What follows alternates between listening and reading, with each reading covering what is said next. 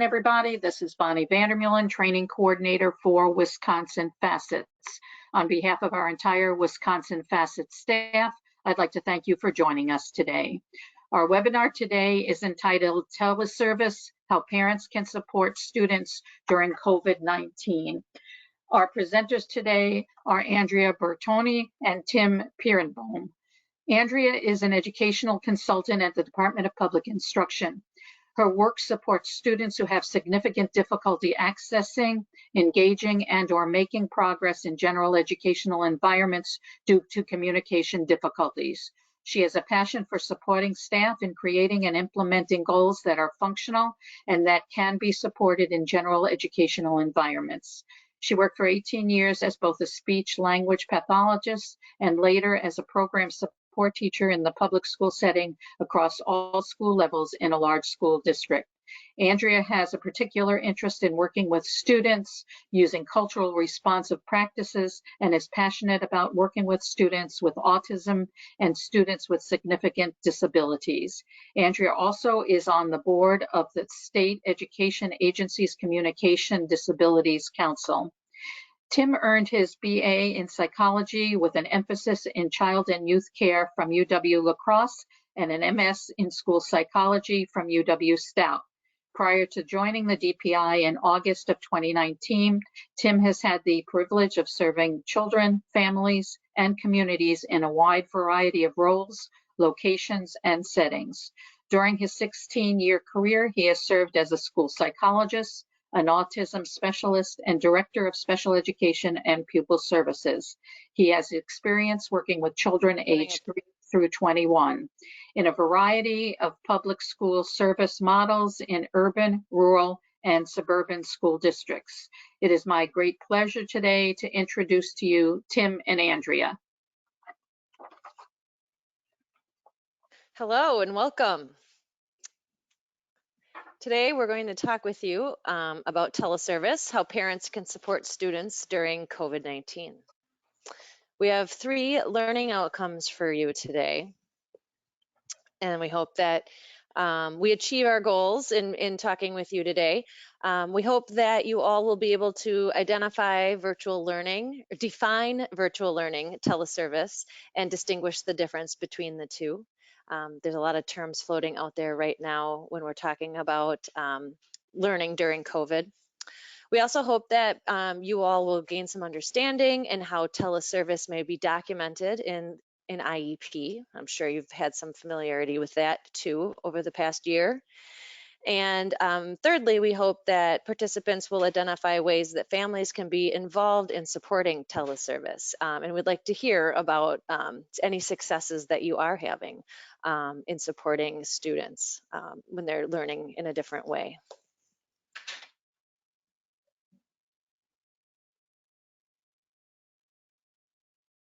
All right. So right off the bat, hope everyone can see the screen. GoToWebinar's new format for Andrea and I. So hopefully everything's working out. Please feel free to jump in on the chat and let us know if you have questions, if something's unclear, and we will try and keep an eye on that throughout. And hopefully we will also save some time at the end for people to submit questions, and we will answer them as best we can. So right off the bat with some definitions. So all of us have been learning lots of new vocabulary since last March.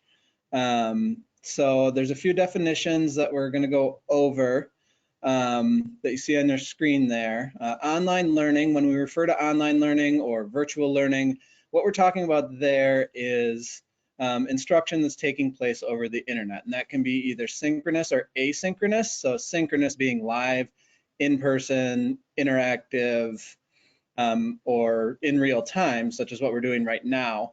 And it can also be in the classroom more interactive, where there's more give and take and conversation.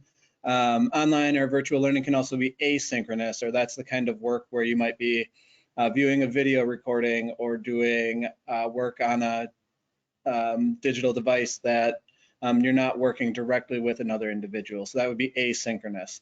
All of that falls under the umbrella of online or virtual learning.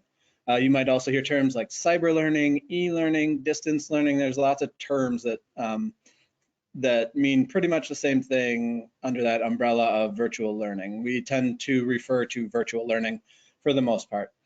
Digital learning, the distinction here is digital learning is anything that uses digital tools, but it could happen in person or in a classroom if you're in the more traditional school setting.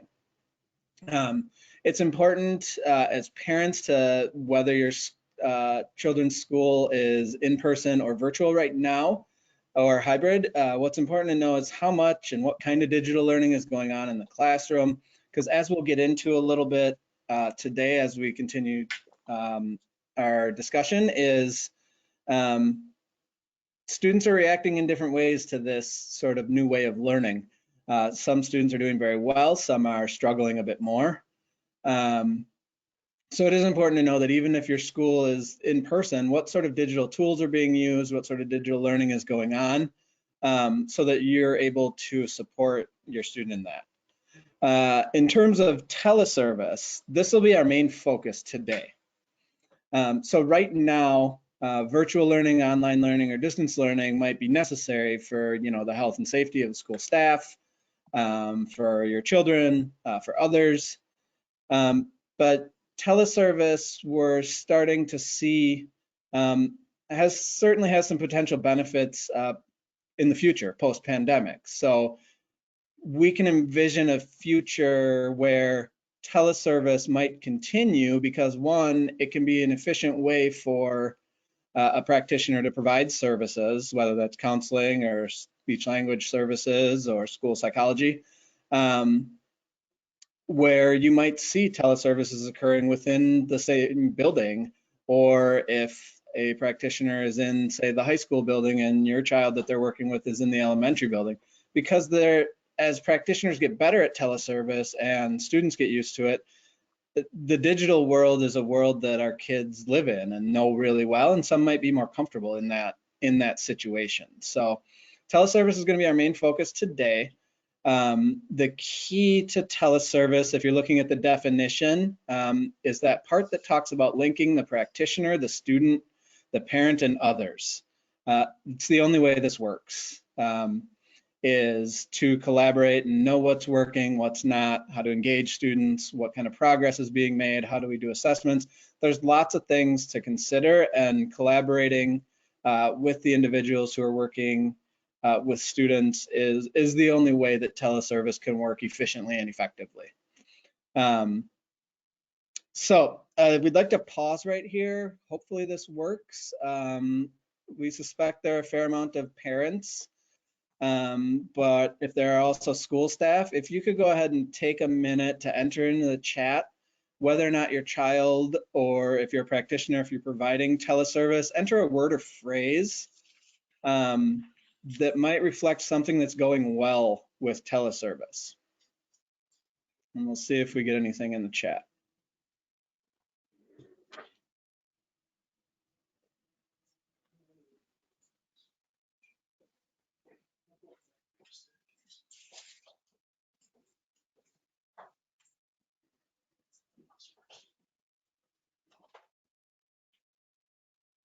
Tim, I don't have anything on my end here. All right, we will call that a pause and reflect then, and just go ahead and move on. So we also wanted to briefly touch on virtual IEP meetings. So we are nearly a year removed from the initial Safer at Home order that shifted schools to virtual learning. Now, different parts of the state and different districts are in different phases of in-person instruction. But I suspect at this point, anyone listening to this has, if not actually participated in a virtual IEP meeting, has participated in a virtual meeting of some sort. So when it comes to virtual IEP meetings, there's a couple of things we wanted to make sure we highlighted before we really get into teleservice and teleservice practices. So there's lots of things in IEP meetings in terms of due process, rights for parents, things like that, that remain the same. The expectation that students with IEPs receive a free, appropriate public education in the least restrictive environment, That's remained the same. That's not changed. There are a few things that are slightly different. Most of these things are temporary. So for example, there is some flexibility in terms of timelines, mostly for evaluations that require in-person testing or in-person assessments that aren't able to be completed due to public health orders or district health and safety protocols. And then in some very limited circumstances for annual IEPs. There are two main circumstances where an annual IEP can be delayed past the 1-year date. And those are, one, if the use of virtual technology is not suitable for the method of conducting the required meeting. So that might be a situation where IEP team member doesn't have the right technology to be able to participate in the meeting. The other reason that you may delay an annual IEP meeting is if the information you need to create the IEP, the new IEP, or update the IEP can't be attained because of state or local health department orders. So that would be a situation where the team doesn't have enough data to create annual goals because they haven't been able to collect that data due to a health order.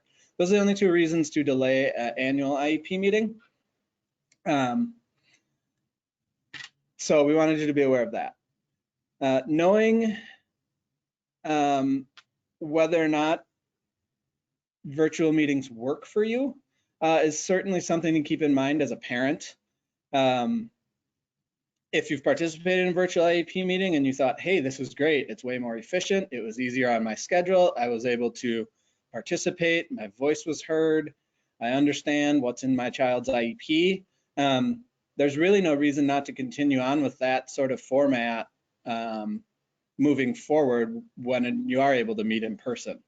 But if there's not a public health order requiring or restricting in-person meetings, you can't be forced to meet virtually. So you do, if the public health orders and district policies allow it, you are able to meet in person, if that is your preference. If you do prefer to meet in person, but there is some health concerns or some public health issues, or the district is still fully virtual, there are a couple of things to think about. One, if the team's not able to meet in person, the district does need to take steps to make sure parents have the opportunity to meaningfully participate in the meeting. So that could be participating through a medium such as this one, such as GoToWebinar or GoToMeeting. There's lots of virtual options out there. It could also be over the phone. Parents also have the option of allowing the district to have the meeting without them and proceed in the meeting without them. In that circumstance, the district should be documenting that that is the parent's preference and that is their wish. And then they should also be sure that there's other due process and procedural safeguard things that are provided. You still need to receive a copy of the IEP and things like that. If you're in a situation where as a parent, you would prefer to delay the meeting because you want to meet in person and you can't right now for some reason, there are a couple of options. One, were the two I mentioned, you could delay the meeting if it meets one of those two requirements of the technology is not suitable for the required meeting, or if you don't have the data and information you need to create the IEP. The other consideration is the district can hold the meeting without parents if the procedural safeguards are provided, meaning they made a good faith effort to involve the parent. The important thing to remember here is these IEP meetings are about the student and meeting the student's educational needs. And school districts are not allowed to sort of break the rules, meaning they have to have these meetings within a year. They're not allowed to break rules or not follow a law at a parent's request. So if that is the case where the district proceeds without a parent, they should certainly be ensuring that when it is safe and when it is possible, if you would like to meet as a parent, that they are honoring that request. If you are participating in virtual IEP meetings, important to be aware of some confidentiality things that are different. Certainly meeting through the internet or over the phone, there are some things that are different than if you were meeting face to face. One being you can't fully control who might be coming in and out of the room when you're meeting virtually like this. For example, you don't know if there's someone on the other side of my computer screen listening to me. And if we're having a confidential conversation about a student with an IEP, that's certainly not appropriate, and there are some concerns there. And unfortunately, you can't fully guarantee online security. You know, internet hacks happen. Districts and everyone does what they can to sort of be vigilant about internet security, but it's certainly not a 100% guaranteed thing. So again, during a face-to-face IEP meeting, you control who's in the room and who's listening and who's involved in the conversation. So it's just important to recognize and understand that districts know what their policy is, know what they're teaching their staff in terms of privacy in their homes, what kind of room they should be in for meetings and things like that. Something as simple as if I'm in an IEP meeting where I'm receiving confidential information or having sensitive discussions with a parent, instead of using my microphone, I might put on my headset, and that gives an extra level of confidentiality because the sound that's coming through is going directly to my ears and not out into the room where my wife or one of my kids might hear. During traditional meetings, another thing that that may come up is a lot of times teams will pass out draft copies of IEPs or evaluation reports. Sending things over email comes with some security concerns. If you have those linked in the PowerPoint here, there's some really good information from FERPA regarding privacy and confidentiality. A real easy way around that would be to request that the school district just mail you the hard copy in traditional mail, or that they simply screen share like I am now with the information that you need to be able to see during the meeting. The final big difference in terms of IEP meetings virtually versus in person is the communication is different. And it's just as if not more important. So it's harder to see head nods and other nonverbal signals about consensus and understanding, agreement, disagreement. So there's just some real nuanced differences in how we interact and how we speak that are important to keep in mind. So working ahead of the meeting with your district, with the student's case manager, to sort of work through those things to sort of figure out, okay, how are we going to know when we're making this decision about what level of specialized instruction or what amount of services my child's going to get? How do we know? What's our signal that we know we've reached consensus and we're ready to move on? So working out things like that ahead of time are really important. Figuring out how disagreements will be handled and how they will be how they will be discussed are also going to be important to sort of think through and work through collaboratively before the meetings. And then finally, if there's a disagreement that persists, there are still always the same traditional dispute resolution options, such as mediation or facilitated IEP through the Wisconsin Special Education Mediation System. Important thing to point out there is the WSEMS, they do have staff trained in working through these dispute resolution options virtually. So they are prepared for that sort of new world. And with that, I am going to pass it off to Andrew, who's going to talk a little bit about documentation in IEPs when it comes to teleservice. Yes, and I just want to apologize. I will stop sharing my my face, my webcam. I've been having some connectivity issues, and so it seems that when I stop sharing my face, it ends up being better. So please bear with me. I know it's not ideal. So Tim talked about virtual IEP meetings and how those will be different.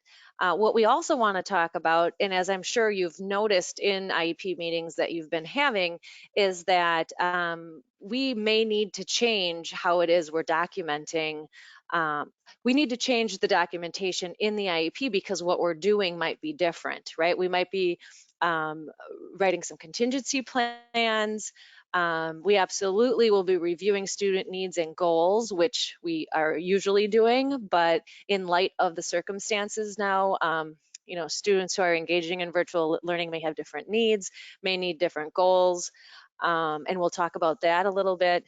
And then also with virtual instruction and teleservice, parents and caregivers may be helping by taking data for goal progress. So those are the 3 documentation changes you might be seeing in IEPs. So one of the first IEP meetings that you've had since return to school this fall, last spring was a unique situation when everyone went remote. We all needed to come together at the beginning of the school year and ask these questions as IEP teams. Can we implement the student's IEP as written, given how we're going to do instruction this fall? And if the answer was yes, we can implement the IEP. If the answer was no, we'd need to have an IEP meeting to review and revise it. Or they can also document that with what we call an I-10 form, which is documenting that there was a conversation with parents and caregivers. The next question that would be asked is, can the IEP be implemented if the school's mode of instruction changes, if they go from in-person to online or to virtual or back and forth or a hybrid model? So we needed to plan for that. And if that IEP was still meaningful and relevant for the student, as far as we could, guess or estimate, we could then say, yes, we can still implement the IEP. If we aren't sure, or if we thought services are going to look different if we go from in-person to online, that sort of thing, then we would say no, and we'd need to consider a contingency plan. So you might see contingency plans in your students' IEPs. We have a couple of different examples. So in this example, it's for speech language therapy, and this is the way a contingency plan could be written and how it could show up in your student's IEP. That speech language therapy will be 15 minutes twice a week in the special education therapy room on the days the student attends in person, and it will be 10 minutes twice a week on the days student attends virtually. So that would be teleservice, that would be on a virtual platform. And so that's the way it could show up in your student's IEP. Here's another way that it could work. Occupational therapy for support of functional motor skill development when school is open for in-person instruction, and then the amount and frequency on a virtual platform if the school closes for in-person instruction. So again, these are contingency plans if things were to change, as we know that they have over the course of this last year. So we talked about how you need to plan for changes as school goes back and forth between in-person and online. But we also need to think about the student needs and how the needs might be different depending on the mode of instruction that's happening. And so it's important that IEP teams are reflective in thinking about that too. Different setting, does the student have different needs? And if they do, then how do we adjust our goals and services to support the student? And that's a case-by-case basis. That's a student-by-student basis. So, and sometimes we don't know until we get into the contingency plan that we realize this isn't going to work. We need to meet and we need to talk again. So I have a couple of examples of situations that might warrant further conversation. So in this situation, the effect of the disability for a high school student is that they have difficulty getting to class on time and not being prepared for the beginning of class. So their disability-related need is they need to improve their ability to transition from class to class. and they may be using a digital self-monitor tool or timer, and that would be a supplementary aid and service. Something we need to think about is this still appropriate if the student transitions to virtual learning or online learning? It may be, because there may be, I know with my own kids virtual learning, there are breaks. And so having a timer to signal that it's time for the next class could still be really relevant and meaningful. But I think the important thing is that we have to look at each individual need and goal and service and say, does this still make sense given the differences that are happening in the environment? So the next one too, that the student has difficulty using both hands to complete functional tasks. And so the student's disability related need is that they need to improve application of motor skills for completion of functional tasks. That was written by an OT. And so they need some visual cues, some supplementary aids and services, and they need some training of school staff. You know, the conversation that they have with each other, the OT and the school staff have, might be different because there might be different tasks that are happening, but the need is the same, and the need for collaboration is the same. So I think what's important is that you're having those conversations to make sure that you're still getting at what the students need. And so the last piece about IEP differences in the world of teleservice right now is that we are often partnering more with parents and families as school staff in providing service and in monitoring progress on goals. And so there are times when we're asking parents and caregivers who are comfortable to help take data when they're supporting their students at home.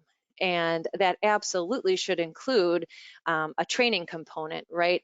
And that can be documented in the IEP, that either in the family engagement section or under program modifications and supports for school staff, that there's going to be regular collaboration between the special educator or the related service provider and the parent to have that training. So again, that would be documented in a contingency plan, in the IEP revision. There would absolutely be a need for there to be check-in times so that school staff could coach parents, follow up with parents, ask any questions that there might be. And there might be a need to take data more often so that you can talk more about what are we seeing, why do we think we're seeing it, do you have any questions about the kind of data that we want to capture? And so collaboration is good.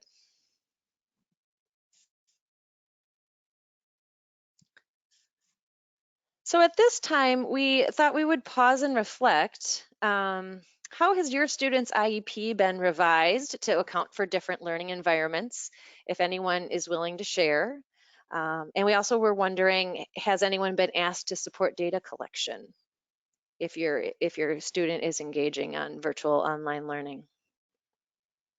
And we'll also, this is a good spot to pause before we shift on to sort of the next topic, that if you have questions, feel free to do those now, whether it's virtual IEP meetings or what the actual IEP documentation looks like. Actually, we have a couple of questions for you, or statement. One of them is that this participant said, we are reaching students that cannot attend in-person classes. So I guess that was part of what you had mentioned before. Another comment that I had is that you had just talked about training of parents, especially like, for example, in the areas of related services, like OT or PT or whatever. Should that actually be written into the IEP if there needs to be a training component for parents under these circumstances? Well, we did, one of the previous slides said that it can be program modifications and supports, that there would be, oh, I think that's too far. You can capture that there's going to be communication between parents and and caregiver or parents and school staff regarding taking data, monitoring progress. Coaching, I know that's been a question to you specifically, right? In coaching, I think that could be where you're talking about it in the present level of performance. We often don't write, how the specific technique that's being done, but what the supports are that are needed for the team, I think would be collaboration, and that would be program modifications or on the family engagement section of the IEP. So I did find that slide. So that's the second bullet you see there in terms of how to include parent training or coaching in the IEP. So program modifications and supports for school staff or family engagement. So there's two sections in the IEP. It should certainly be documented and work with the IEP team in terms of how specific that is, in terms of like what kind of things you need.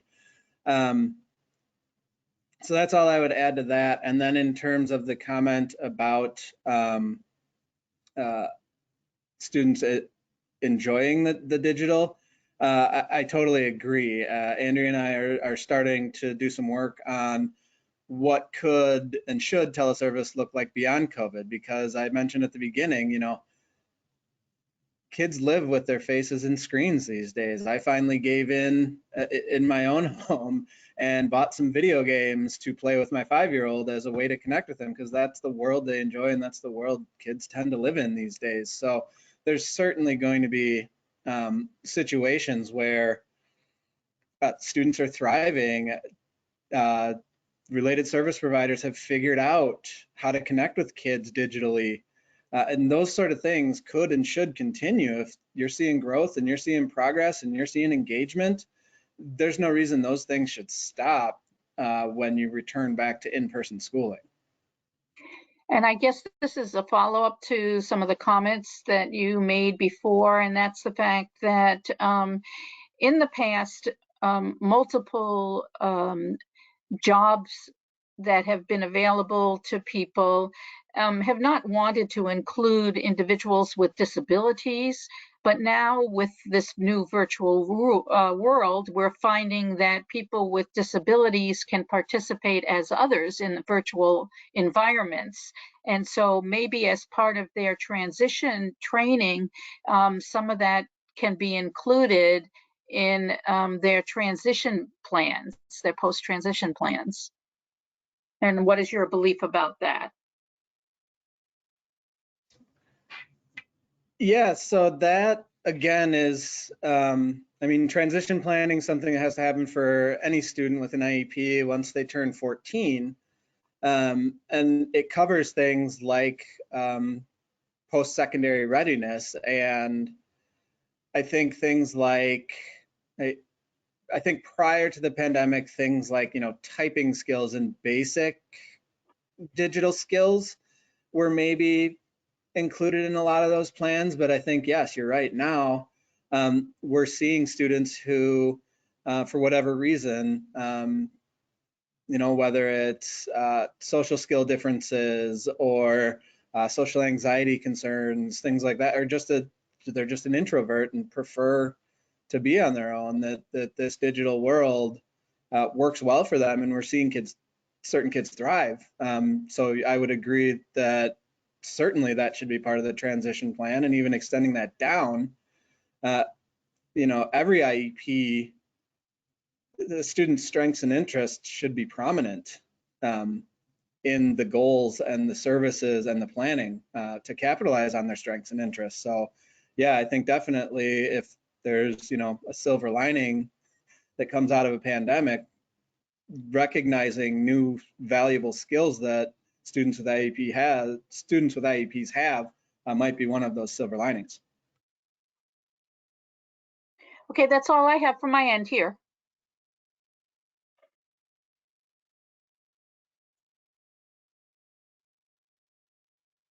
All right, so we've talked about the IEP meeting, or sort of the planning for teleservice phase, and then Andrea talked a little bit about documentation of IEPs in terms of what the plan should look like on paper.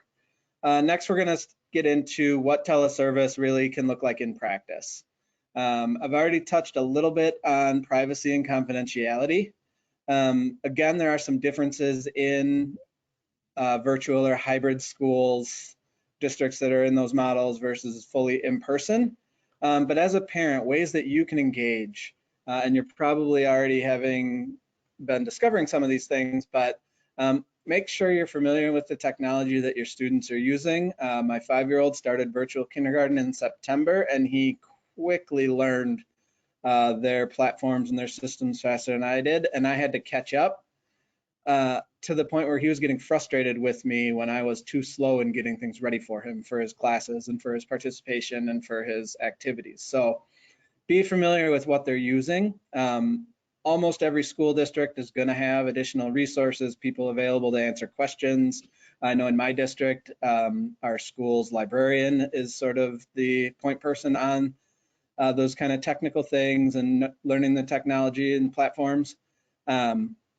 And then determining how to support your child. So that again is through that IEP planning process, figuring out what your level of involvement is and can be in terms of being coached and working with your student because the occupational therapist can't be there with you in person to work on, or with your student and to work on writing in person.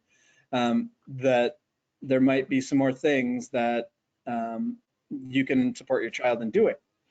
And again, Andrea mentioned this before, engaging coaching, engaging collaboration. I mentioned it earlier that teleservice, that this virtual learning, it doesn't work without real solid collaboration. So just make sure you're working with the district and your IEP team. There are some barriers to access to virtual instruction or teleservice that teams really need to think about, parents really need to think about. So this slide, what this really speaks to is when we hear the word access, a lot of times what most people jump to think about is just that column on the left, is the basic access to, does the student have a laptop? Do they need a touch screen?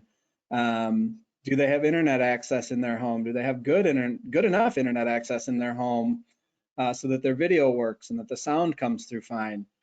Things like that is what we tend to think of when we think of access. And that's just infrastructure level access. When we think of students with IEPs, it is really, really important to think about those individual level of access. So students with IEPs might have, Andrea touched on this earlier, they might have different needs, additional needs. They might have, as was in the comment or question before, they might have additional skills or things that really work well that you want to capitalize on. So thinking about access at the individual student level is really important. So thinking about physical or sensory concerns, if it's a student who gets migraines from staring at a screen too much, that's an access issue that's going to need to be thought through and discussed and addressed through an IEP. When it's an asynchronous day, the student might just be expected to read and read and read and write and write and write, and that might not work for all students with IEPs. So there's lots of different things at the individual level in terms of accessing the instruction, accessing their services that need to be considered and discussed by the IEP team and then ultimately documented.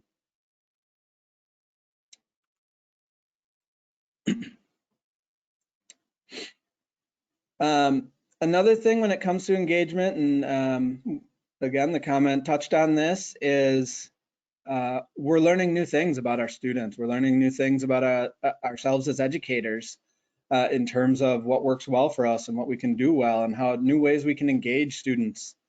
You can do this same thing on your end as a parent, supporting your student, engaging in their learning, if it's teleservice or online learning. So there are really new ways that some kids even prefer to participate in. It's easier for some kids to respond to a question that their teacher might ask with an emoji or typing it into the chat rather than having to raise their hand in front of all their friends.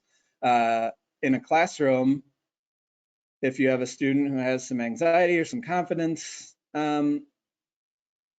concerns, that now through virtual learning, I can very discreetly send a chat to my teacher saying, hey, I don't understand this question. I missed that.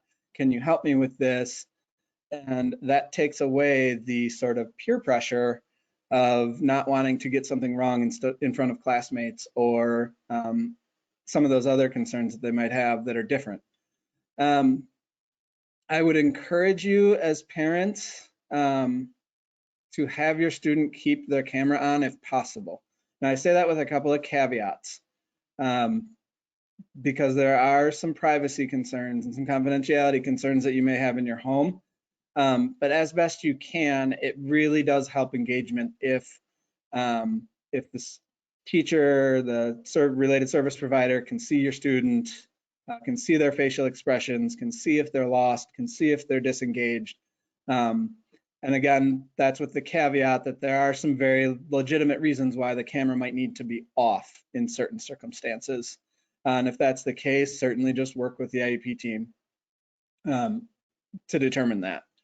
Again, making it fun, getting creative. There's so many fun ways to engage in a classroom online. There's ways that you can do online games and polls, and kids love using the chat and instant messaging and things like that. Teachers, practitioners, related service providers have really learned to use breakout rooms and have started to figure out how to do small group instruction, which, as we know, the smaller the group, the more engaged you're able to be. And then finally, in terms of supporting your child's engagement, practice. I think it was probably a good 3 weeks to a month when my son started virtual kindergarten, where they practiced muting and unmuting. And now he's better at it than I am. I still don't go a day without, at least in one meeting, starting to talk with the mute button on.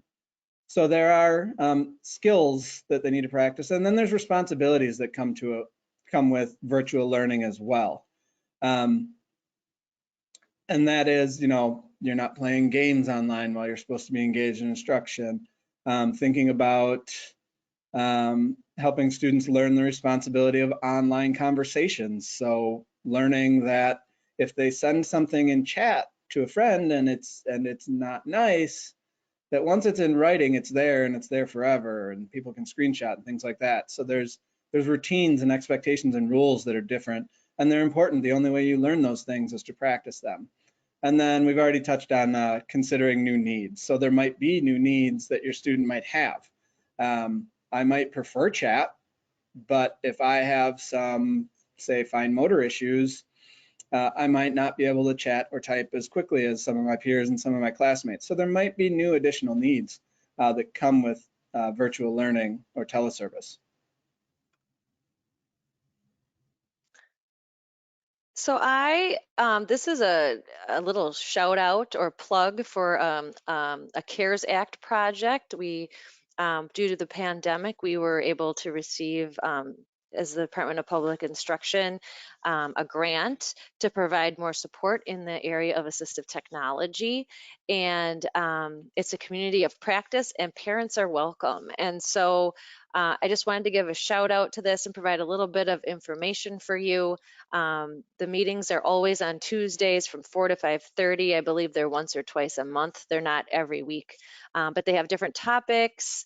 And you can sign up to get on the email list to get some information. And so if assistive technology is something that your child uses and benefits from, or if you're wondering about different supports there are in the area of assistive technology to increase access for your child, I'd encourage you to check it out. And I am glad to see that you can see this pretty well with how Tim's projecting the screen. These are different assistive technology supports, and they're on a continuum. And unfortunately, I just tried that link and it is not working right now. So the Wisconsin Assistive Technology Initiative must have redone their website between now and 6 months ago when we first put this slide together for people. But you can read right now, there's low-tech options for supports as well as high-tech options. And so, needs, like we've been talking about, student needs can change depending on the environment that they're in. And so there may need to be some supports that the team considers that they haven't previously. So this is a good place to start, and teams can use this as a discussion tool if there's barriers or disability related needs that that there's some access and engagement issues with doing virtual instruction.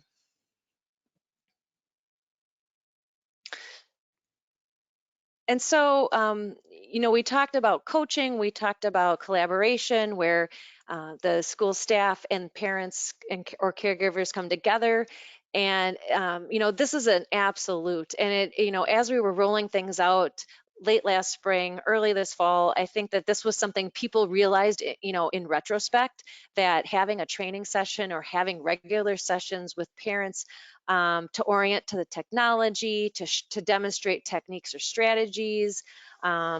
It was really something that should have been built in. And so people are doing this if they didn't originally. So there's still time too, where you can build in time that school staff can watch what caregivers are doing or parents are doing with students, and then provide feedback so that adjustments can be made.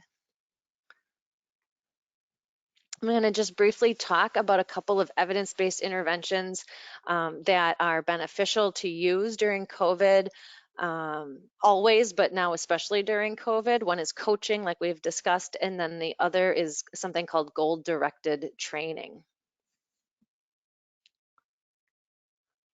And so coaching, we use the word coaching and it can mean a variety of things, right? It can, a lot of times people think about sports, high school sports, college sports, professional sports, and the coaches. But coaching, when you think about it in supporting students, it has a prescribed process that, that we set goals, we explore options, and then we make a plan, carry out the plan, check performance, make adjustments to the plan, and then generalize the plan, which would mean going into different environments versus just that the one initial plan that you make. So it's a thought out process that you would do jointly, the school staff and the caregiver or parent in working with the student. And getting input from students and how it's working too is super important. And similarly, goal-directed training, again, has some essential components that I think is part of any good collaboration with parents and caregivers, that parents and the student identify a meaningful goal with the school staff. These can be IEP goals, or they can be underlying skills that the student needs to make progress on in order to make goals and more meaningfully participate.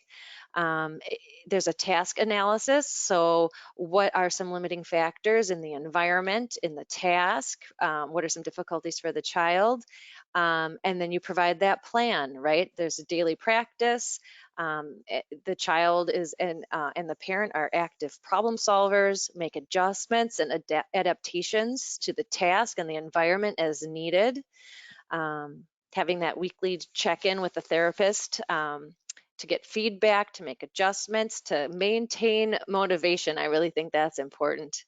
And then you evaluate, are we getting to what we need to get to? Is the student able to make progress on goals? And if it isn't, then we need to make some more adjustments.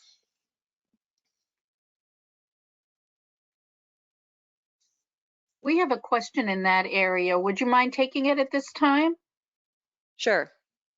The question is that there's a whole process of training and what you review with the teacher and with the school district. But the goal-directed training where you talk about the evaluation portion, how much evaluation is actually being done to see if virtual learning is working for people? I mean, are there metrics? Are there things that are being used to determine what a good evaluation would be in these circumstances? So I think what you're talking about is like an IEP evaluation. Because what we're talking about, this coaching and the goal-directed training is on specific skills. And actually, if the question is about evaluation, that's what Tim is going to talk about next. So it's really good timing. Well, then I guess we'll wait because I believe that that's what the questioner is saying at this point. So Okay, when, so when we hold that. whoever asked the question, just let us know if Tim's next section doesn't get at your question. Thank you. Yeah, so it depends if we're talking about, you know, an evaluation, whether it's an initial evaluation to determine eligibility or a reevaluation to determine continuing eligibility. That's a little bit different than what we're going to be talking about now, which is more about assessments that would be related to the IEP goals, but they can kind of generalize to special education evaluations. And if that's the specific question, is what does a comprehensive eligibility evaluation look like? We can touch on that at the end if that's what you're looking for. So yeah, so Andrea went over a couple of evidence-based practices. Those are things that, based on evidence, show good results, whether virtually or in person. So those are the kind of practices we want, because whether you're virtual, hybrid, or in person, we want to see continued growth and progress on IEP goals and progress towards grade level standards. So when it comes to virtual assessments and how schools are going about that, first of all, it's important to continue doing assessments. So when you're planning in those IEP meetings and documenting in the IEPs, it should be clear for each goal. The goal needs to be measurable, and it needs to be clear how it's going to be measured, how often it's going to be measured, and how those measurement results are going to be shared with the family or the parents. It's really important, not only because it's in the law, it's in IDEA, it requires it, but as you can see on this slide, just collecting the data, doing the assessments, keeping an eye on it, it makes the interventions and the supports more effective. It makes it more likely that goals are going to be achieved. It can increase the motivation of students and teachers and parents. So there is some good research out there that shows, like, one of the things that we are working with and that we're seeing in the virtual environment is because it's harder for teachers to sort of observe and get work samples and things from students and see them directly. And what they're doing is self-monitoring for students who are able and can be coached and taught on how to do it, can be a really effective way to make progress towards goals. In terms of measuring specific progress toward IEP goals, again, the IEP needs to document that, how goals will be monitored and measured, and how that information will be shared with parents. The link here will take you to a pretty comprehensive document that has several different sort of flowcharts and decision-making processes in terms of how to determine if goals need to be changed, if there's different ways to measure progress towards goals that don't need to be changed. So it starts with determining, if your situation is virtual or teleservice, or you have those potential sort of short-term switches to virtual if the school needs to shut down because of county health order or whatever for a couple of weeks. This progress towards IEP goal link document has some really good information in terms of how teams can go about making those determinations. So another important part for students with IEPs is the team does need to continue to measure progress towards age or grade level standards, and that includes academic goals and social emotional behavioral goals. Now, academically, there's lots and lots and lots of ways that related service providers and teachers and special educators can sort of do assessments of academic skills. There's lots of digital tools out there, virtual tools, doing something as simple as checking for understanding using chat instead of in person, things like that. There's lots of ways to do that academically. Socially, emotionally, behaviorally, So we know almost a year on into this pandemic that we know it's affecting everyone. We know it's affecting everyone differently. We know it's having an impact on the social, emotional, behavioral functioning of our kids and of us as adults. So that's another area. There's lots of tools. There's lots of ways where your related service providers, your school psychs, your school counselors can check in with students, can check in on individuals, make sure they're doing all right socially, emotionally, and continue to make progress there as well. Just real briefly, we talked about confidentiality and things in the earlier on when we talked about IEP meetings. Just wanted to point out a couple of resources that when it comes to HIPAA, the Health Insurance Portability Act, that's basically the law that protects personally identifiable information. They put together a really nice webinar in terms of if your students participating in virtual instruction, receiving teleservice, doing small groups with counselor, psychologist, social worker. There's some good information there about where and how HIPAA applies and does not apply. When it comes to FERPA, again, that's the Family Educational Rights and Privacy Act. That link there has some good information on things to keep in mind in terms of personally identifiable information and things like that. So I would encourage you to check those out. Real briefly, again, confidentiality and privacy. Some things, if you have a child who participates in small groups, things like that, there are some things that schools should be taking into consideration, IEP teams should be taking into consideration, and you as a parent can take into consideration. One is know what your district's policy is on small group counseling, things like that. Similar to thinking about the IEP goals and services in terms of if there's additional needs or if needs have changed.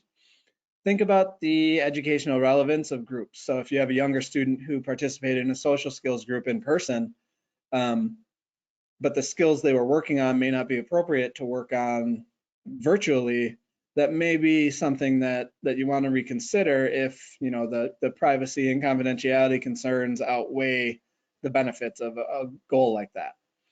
That said, there's lots of simple ways to sort of protect your child's privacy and confidentiality.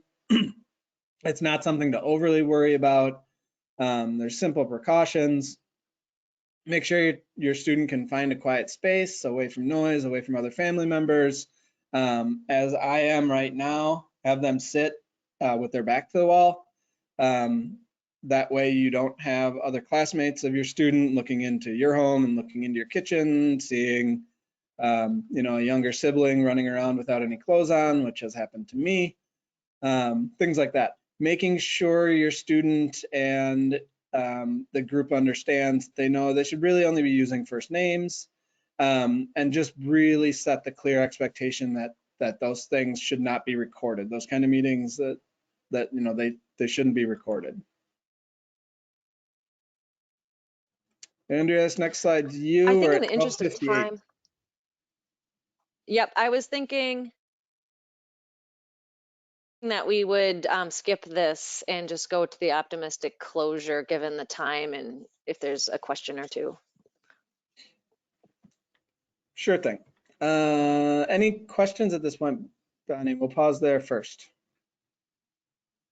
No, except the person who asked the question before was referring to, I guess, all of the processes that you are giving to them for trying to, utilize virtual learning a lot better. How do you prove it's working? I think is what they're interested in knowing. How do you know that all of what we're doing is actually making an impact and working? Yeah, so in terms of the scope of what we discussed today at the individual level, the IEP team and teachers and schools should really be focused on collecting individual data for students with IEPs and ensuring that, again, they're making progress towards their goals and making progress toward grade level standards. If that's not the case, there should be an IEP meeting, because if that's not the case, then changes likely need to be made. Or at least discussed. Now, when it comes to like, is virtual learning working like globally or at a district level or at a state level or at a national level? I don't think we know the answer to that question yet. And that's just my opinion. I do know that, there are lots and lots of really smart people throughout our country that are doing surveys and collecting data and looking at assessments on the wider scale. Of what's working and what's not, and who's succeeding and who's not. So I do know those things are happening. I don't know that we know the answers just yet. We are seeing some sort of preliminary data and information, which is just telling us things that maybe we could have anticipated, that more marginalized groups, students of color, students who come from lower income families, that there's a really good possibility that we're going to see sort of achievement gaps and opportunity gaps widen. Well said, Tim. So on that note, we want to try and end on an optimistic closure. So I've already mentioned, the pandemic's been tough on everyone. A lot of times what we're doing, we feel like we're between a rock and a hard place. But we're getting to a point now where we can start to see the open waters and the opportunities out in front of us. Like several comments had mentioned, we have opportunities to carry on teleservice beyond the pandemic, because we are seeing instances where it's really effective, where kids are really responding well to it. And that's something that we want to certainly capitalize on and take advantage of students' strengths and their interests. And this is one of those areas where we can see that. The last thing I want to add in terms of optimistic closure, we talked about parents being involved in assessments and parents, participating in coaching and getting more involved in a real hands-on way with education in ways that we haven't had to before. So the last thing I want to add in terms of optimistic closure is be sure you're taking care of yourself. It is really hard to be a parent and work and be a teaching assistant all at once. It's been going on for a long time now. Be sure you're taking care of yourself. Reach out for help if you need it. And that, like I said, just keep an eye through those rocks to the open water ahead, and we'll get through this. Well, thank you very much. And if either of you have anything else as far as a closing statement or a discussion of your contact information at this time, we're a little bit over, but we'll give you another minute. I have nothing else to add. Feel free to reach out. Yep, that's all I was going to say too. If you have any questions, please call or email us. We appreciate you taking the time to join us today, and thank you for all that you're doing in supporting your kids during this time. Well, thank you very much to Tim and to Andrea for their presentation today. I know that I learned a lot, and I'm sure that those that are in participation today have learned quite a bit as well. This will conclude our webinar. We'd like to thank you for joining us today. Please be reminded that Wisconsin Facets has over 100 trainings and webinars for the year 2021. Please feel free to check out our website and register for any of those upcoming trainings that may be of interest to you. And also please watch for the short evaluation that will be coming your way after the live presentation today. Again, thank you, Tim, and thank you, Andrea, and thank you, everybody. Be well, stay warm, and be safe. Bye-bye, everybody.